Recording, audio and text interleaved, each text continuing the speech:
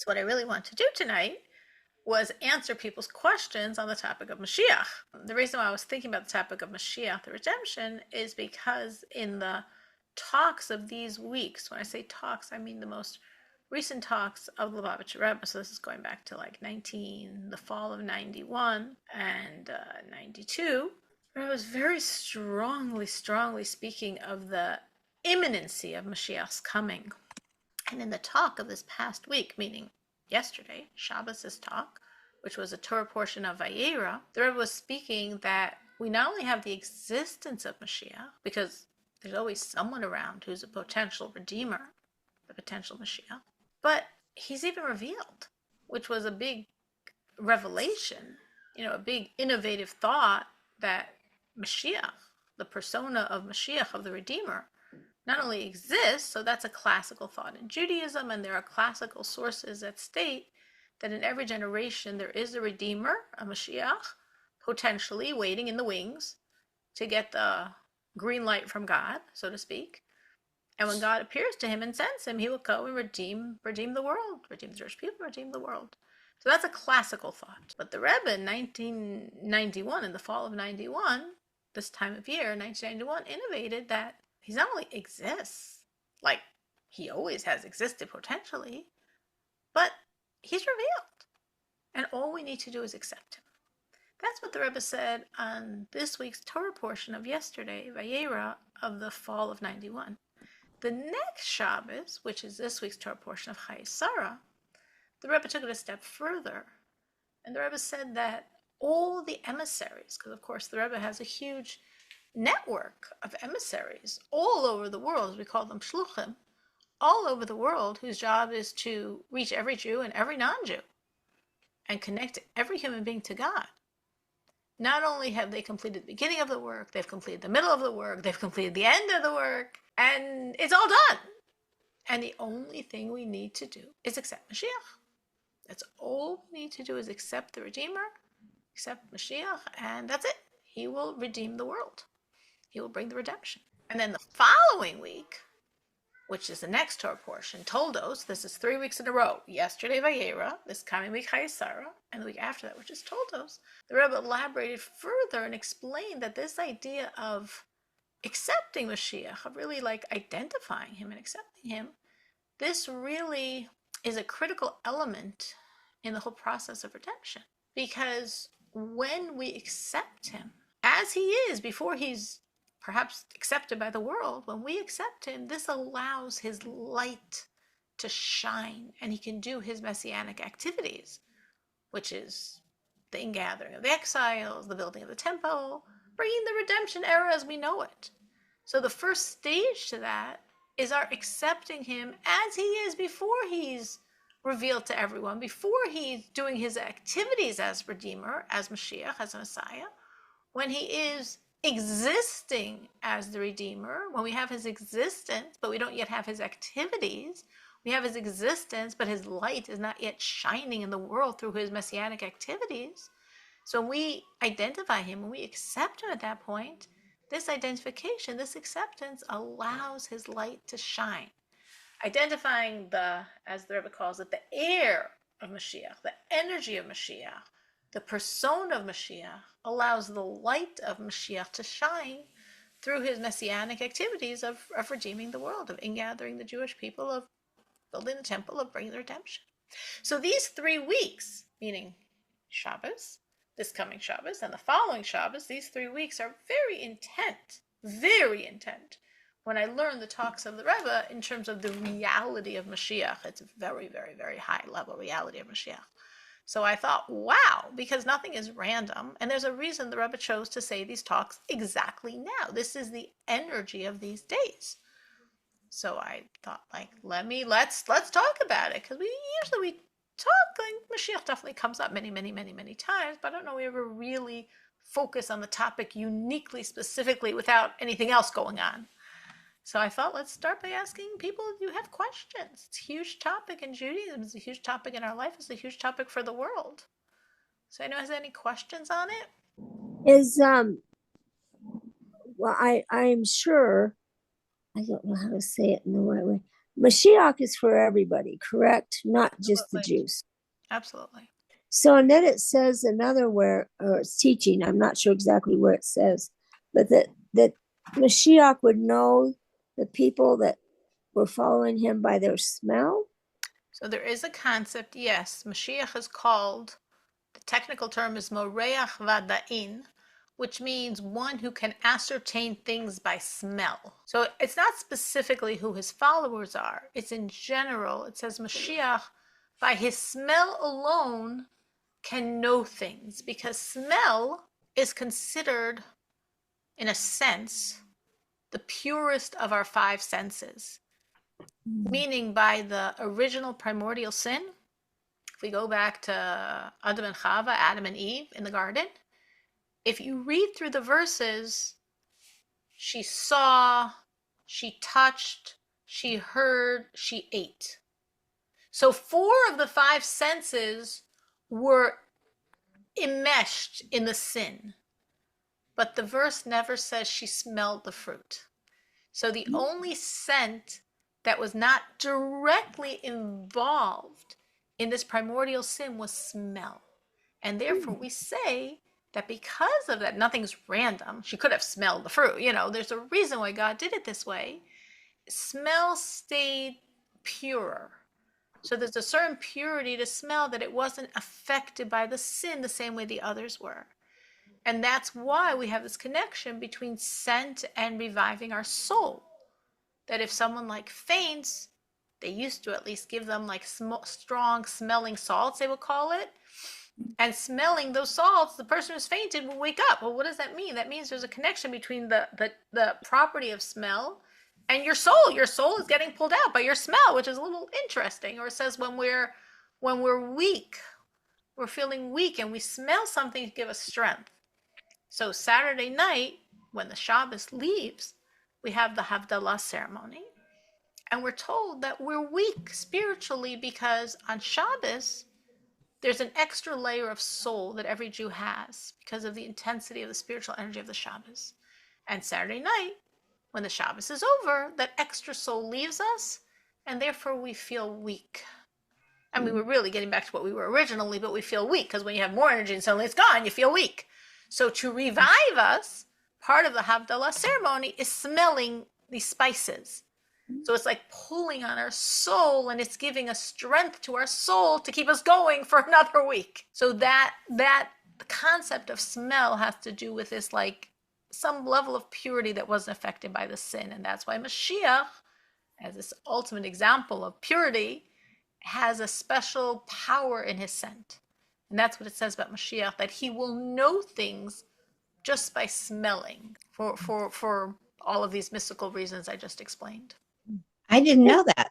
That's fascinating. It really is. There's so much out there. Like I said, any question, there's just so much information, because in Judaism, everything is very precise and very rich and very deep, and has levels of legal thought and levels of mystical thought. And yes, there's nothing is oh yeah, whatever. No, nothing's like that. It's all very, very, very meaningful, very impactful. Mm-hmm. Any other questions? Oh, it's beautiful. Thank you. Any other questions? How do you feel that it's going to be? How do we know it's Mashiach? Because there's so many, the teaching in Christianity and all this kind of stuff. So how will we know it's really him? You're saying now or when it happens? When it happens. Oh, so the truth is, I was thinking that for Noahides, there could be a special challenge in the concept of Mashiach, because most Noahides, I can't say every Noahide, but most Noahides were originally at some point devout Christians or Catholics or Protestants, and then realized the falseness of JC and left. And since JC in the Catholic Christian theology, of course, tied up to God, but is also tied up to the idea of Mashiach, it sort of makes you wait, I've heard this before and it wasn't right. So it's a little hard to hear it again. So yep. I was thinking, again, I wouldn't know, but I was thinking for a Noahide, there could be a sort of sense of how could this be true? It wasn't true about JC, and that's what I heard for many years. I'm not saying that's necessarily what a person is thinking, but I could imagine Noahide thinking that. No, we do think that because you've been deceived and if the deception is huge and you've been brainwashed to the point that there was none other. I mean, it's huge. Yes, yes. That makes a lot of sense. It makes a tremendous amount of sense. I still have hope. Yes. I do. I do. Well, that's we want, and I know Dixie has hope also. And we want to have hope, but I totally understand what Dixie is saying, and specifically in this issue of Mashiach is where Christians, Christian theology, the Christian elders, or whoever we're going to blame, whatever happened there, they took the most precious thing and they warped and distorted it. And that's, of course, true for all of Christianity. What's Christianity? Christianity is taking the most precious thing, which is Judaism, which is God's truth, and then distorting it, repackaging it, in, putting all these lies within it, and then coming across as the New Testament.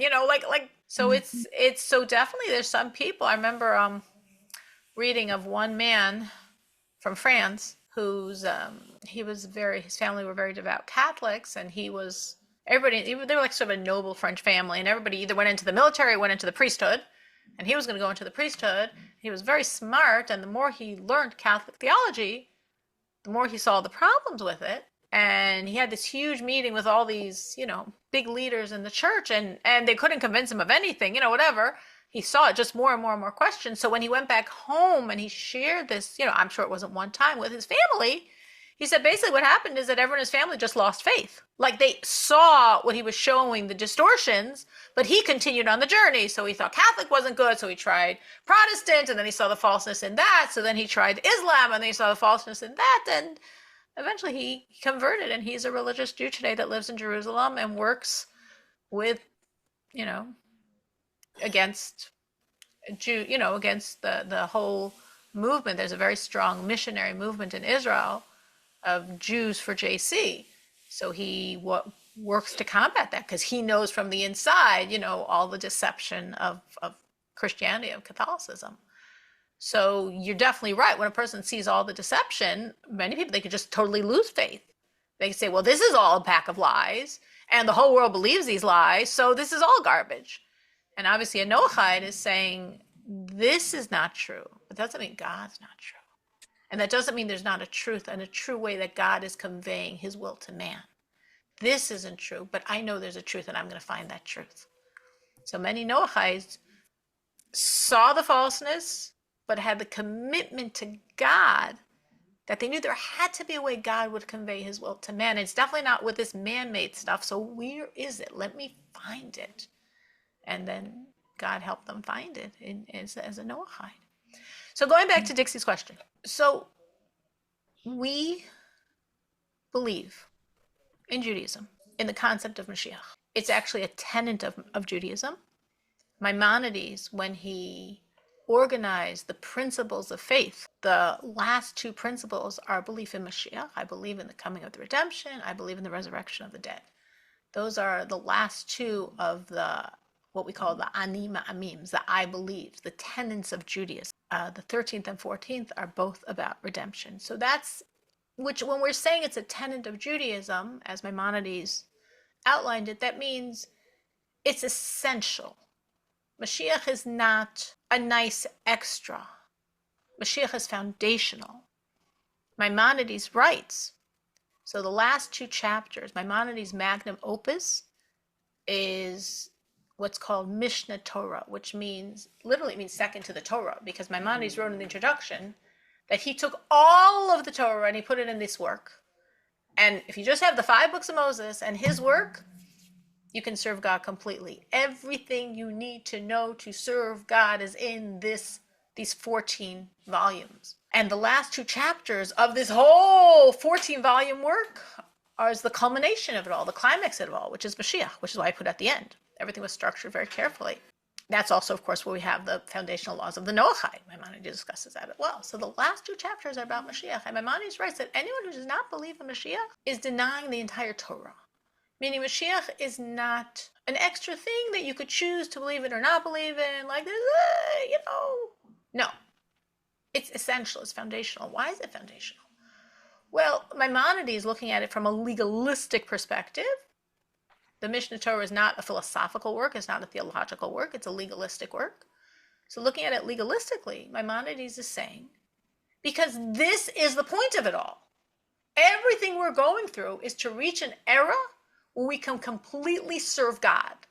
Well, there will be the completion of Torah and all the commandments, that every human being will be engaged in a pursuit of God. And that's the reason for it all. So everything we've been doing for 5,700 and now 85 years is to create a reality where the entire world is perfectly serving God. And if we don't have that reality and we don't believe in that reality, then what is the point of everything we're doing? It's all to create the reality of complete perfection in service of God. Like, that's the point. That's the pinnacle. The crescendo is an entire world serves God. And that's how Rashi, the most classical commentator on all of scriptures and Talmud, he explains what's probably the most foundational verse of all of Torah. Shema Yisrael Adonai Eloheinu Echad, Hear, O Israel, God is the Lord, God is one. And Rashi explains that when we say God is one, we mean, this is how he explains it, this is commentary on this, that now the Jewish people serve God. But by the redemption, the whole world will serve God. And God will be one, that will be a unified service of God of the entire mankind. Now, of course, there's many other deeper, more mystical, more spiritual levels of understanding those words, but this is a very true level. So that's from a legalistic perspective. From the mystical, Kabbalistic, Hasidic perspective, Mashiach is foundational because Mashiach is a time when God will be completely revealed, when this world will be God's home. And that is why God created the world. So before creation, God had a desire. And his desire was a home in this physical reality. Now, there are many spiritual realities, myriads of spiritual realities. But to put it very bluntly, I'm putting it in human terms, God doesn't care about them. I mean, now that's a little harsh, so I don't want to say God doesn't care about them, but basically he doesn't care about them. Basically, they're all a conduit to get to the physical reality where there are human beings who choose to serve him. And that's the point and purpose of all of creation. So there are many angels and many spiritual beings, celestial beings, levels and levels of spiritual realities. And the point and purpose is this physical world where human beings are challenged, where godliness is concealed, and we still choose to serve him. But his primordial desire, as is written in 4 different places in the Midrash, is for a home in this reality. So what does a home mean? A home means where you're yourself. You know, you might take off your makeup or your jewelry or your fancy clothing. You want to be comfortable. You want to be yourself. You're honest in how you speak. You're open with who you are. That's your home. Otherwise, you have to be careful. You have to be circumspect. Maybe you have to have a lot of filters in place. But in your home, you're you. So when God says he created this world to have a home in this lowest realm, he means a place where he's completely revealed. So to unpack Kabbalistically, spiritually, mystically, this 4-time statement in the Midrash that God created the world to have a home in this realm, a home means a permanent revelation of his essence and being. So again, according to Maimonides, from the legalistic perspective, the Talmudic perspective, the purpose of all creation is Moshiach, because Moshiach is a time when God will be completely served. All of mankind will perfectly serve God, and that's the point of everything. According to the Kabbalistic, Hasidic, mystical dimension, Mashiach is the purpose of everything, because Mashiach is a time when God's primordial desire for a home will be fulfilled, when this world will experience the permanent revelation of the essence of God. So that's why on the second verse of all of Torah, the first verse of Torah we mistranslate in English as, in the beginning God created the heavens and the earth. And the second verse says, and the world was, I mean, I don't know, in the English there's different ways to translate it. I'm thinking of it in the Hebrew, but the world was chaos, confusion, and the Spirit of God hovered over the face of the waters. That's the second verse of all of Torah. And the sages say on that second verse, and the Spirit of God hovered on the face of the water. What was that Spirit of God that was hovering on the face? The world was all water then. No land was uncovered. What was that Spirit of God hovering on the waters? And the sages say that is the Spirit of Moshiach, of the Redeemer. Meaning, the point they're making is, in the very beginning, the beginning, before anything happens, when God is beginning creating, when there's no land uncovered, where there's no animals, there's no man, there's no grass, there's no sun, there's no moon, there's nothing. There's the Spirit of God and the vision of Mashiach. Because the vision of Mashiach is the first, because that's the point of it all. So that's the background, trying to then give the background to Dixie's question. So how will we know when it happens if it's real? Well, when it happens, it's going to break all bounds of nature, so there won't be any question on is it real or not. When it happens, when we have the complete, we are in the process. We believe, based on the teachings of the Lubavitcher Rebbe, that we've been in the process of the Messianic era already since like 1991, 92. So it's gradually changing the world. And the Rebbe said that all of the spirituality of Mashiach is already here. So from a spiritual perspective, the world is drenched with God's energy, with God's essence energy. And that's why it's a really intense, crazy world, because there's all this like, okay, we got him, we have it spiritually, we need to have it physically. This is spiritually, we want it physical. God wants a physical reality of Mashiach, not just a spiritual reality of Mashiach. But when it happens completely, things will happen then that have to show that it's real. Because right away, we're going to have the resurrection of the greatest, holiest Jews of all times. That will happen right away at the beginning. The resurrection itself will be a process of 40 years. Ultimately, every single Jew will come back. It will take 40 years. But the holiest Jews will have the resurrection immediately, because we're told if they work so hard to bring the redemption, it's not fair that they should be up there watching us have it. They should be down here. This is also based on the Talmud that says that on the very first day when we have the temple and we're not sure how to do the offerings, we'll go ask Aaron. What do you mean we'll go ask Aaron? Where's he? Oh, he'll already be here. So Moses and Aaron will be here from the beginning. So we'll have the resurrection. So we'll know it's real deal. No question about that. And we'll have the temple. The temple will descend from heaven and come down to Mount Moriah, to its place in Jerusalem. So there's no question. Nobody will have any, you can imagine the newspaper reports about it, but nobody will have any question that this is nothing but God's overt, revealed, complete hand. And the entire world will want it. The entire world will celebrate. There won't be any contention. There won't be any sense of we wanted our team to win. No. Because one of the things God will do at that point is remove evil from the world. So nobody will have evil inside of them. Now, of course, there's a lot of evil inside many men. A lot of evil. But God says, the spirit of impurity I will remove from the world. That's a very famous verse from Isaiah. So because the spirit of impurity is removed, the whole world will just have their good and will just rejoice and be so excited and want to embrace God and be part of the process. Now, obviously, at that time, there'll no longer be the concept of conversion. Nobody at that point can convert to become a Jew. But the whole world's going to want to serve God. And obviously, people, the more they know, they'll be able to teach the people that know less, because the whole world will want to be embracing the reality of God. Dixie, did that answer your question? Pretty much. Okay. So I guess my other part of that question is, though, is the resurrection only for the Jews? As far as I know, yes. I don't know if Noahides have resurrection. Now, I do know, and Maimonides writes this, that Noahides have Gan Eden, that there's a Olam Haba, an afterlife for Noahides. We don't believe that non-Jews that are not Noahides have Gan Eden, have Olam Haba. They could have reincarnation, of course, but not Olam Haba, not the afterlife.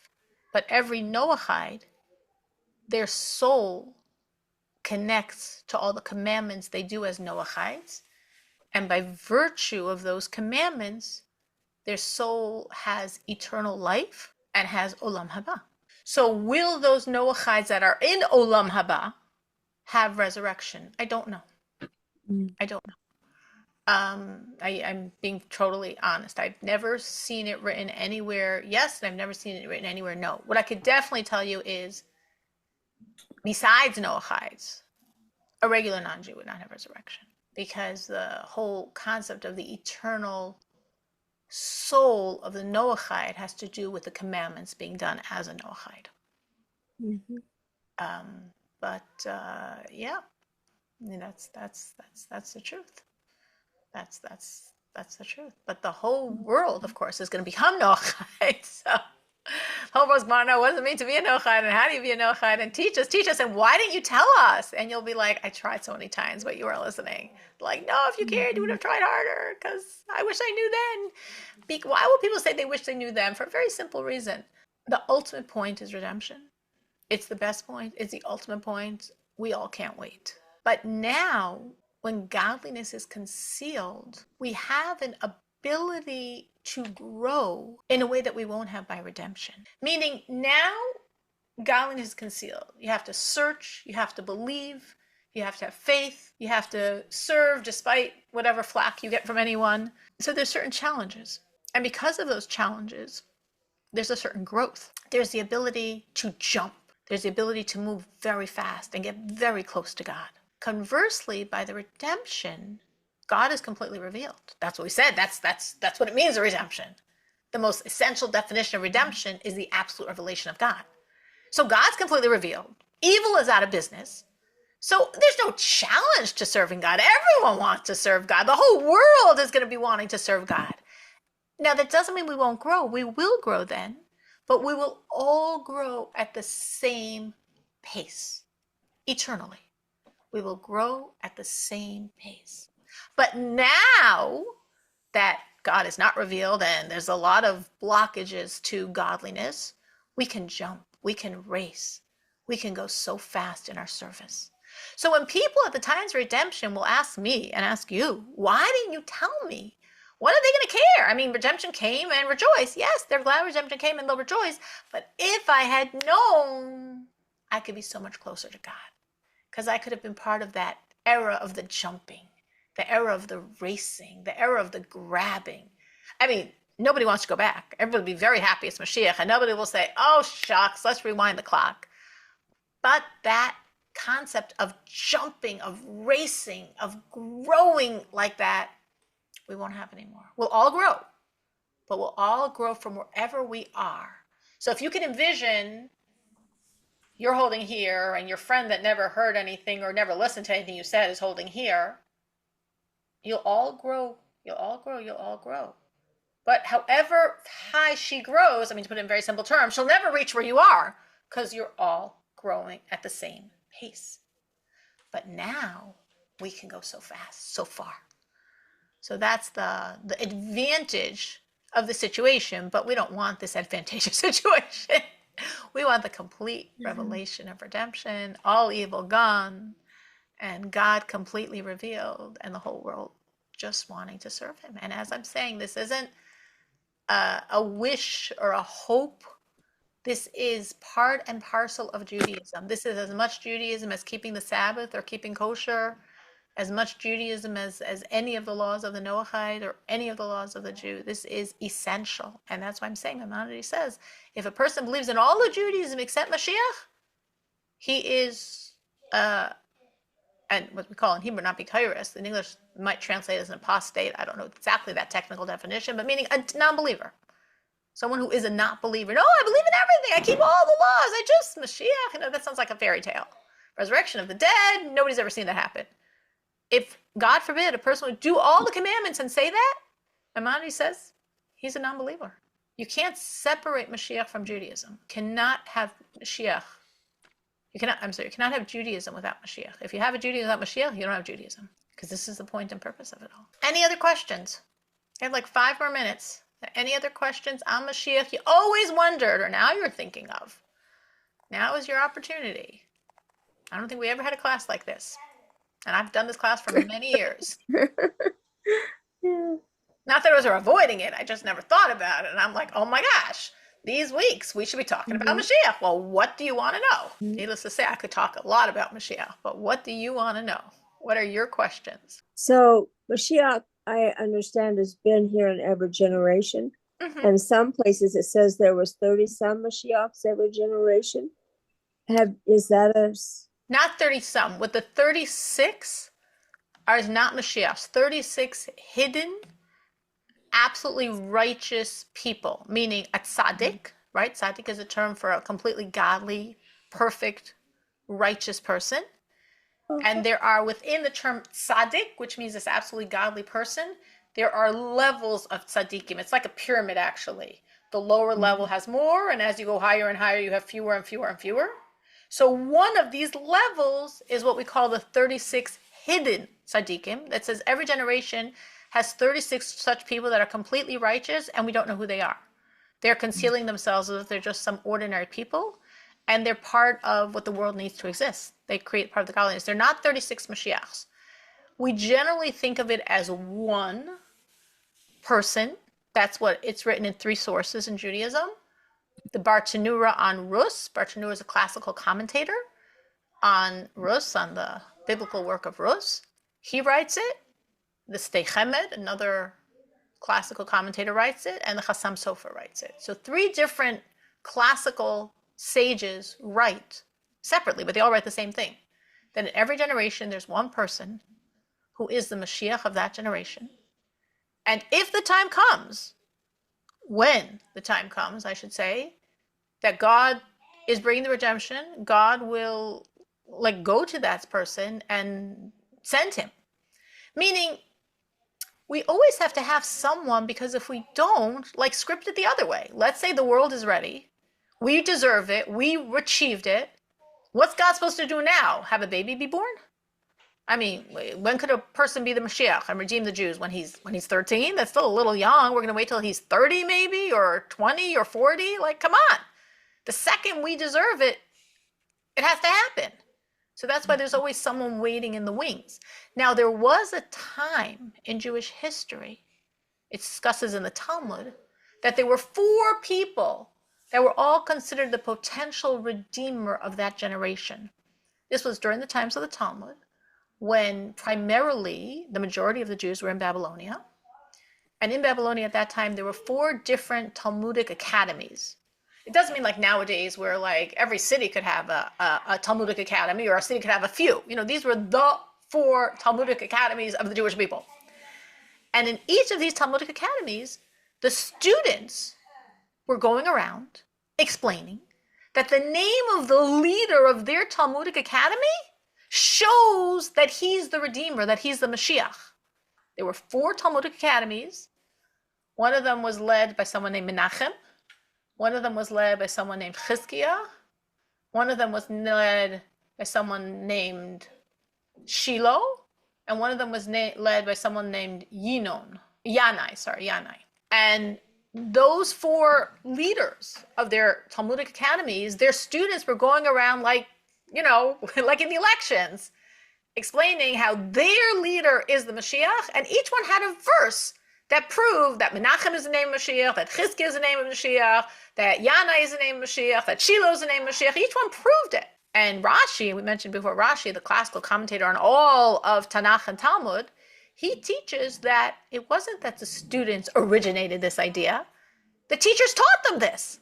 Meaning each of these great leaders of these 4 major Talmudic academies, they were teaching their students that they are the potential Redeemer. And here's the verse that proves my name is the name of the Redeemer. So the Rebbe's father, Reb Leivik, explains that it's true. All 4 of them were the potential Redeemer. Well, how could you have 4? Well, he points out that their 4 names, Menachem, Shiloh, Yanai, and Chizkiah, actually, you'll have to take this on faith because it's in Hebrew, spell out the word Mashiach. The first letter of each name, the M of Menachem, Sh of Shiloh, Y of Yanai, and Ch of Chizkiah, are the Hebrew letters Mem Shin Yud Ches, Mashiach. Meaning, as the Rebbe's father explains, each of these people truly had one dimension of Mashiach in their soul. Each of them was the potential Mashiach. If Mashiach had happened then in that era, only one of them would have been chosen by God. You can't have 4 Mashiachs, you can only have one, which means his energy would have become dominant. But the other 3 weren't liars. Each of the 4 truly looked at their soul and saw that they were the energy of Mashiach. But again, there's only one Mashiach, not 4. But in that generation, for whatever reason, this energy actually came out to 4 different great sages of that time. But generally, we view it as one person. That's how it's classically explained, who has the soul of Mashiach. And when the people deserve, this person will be told by God, okay, go and redeem the world.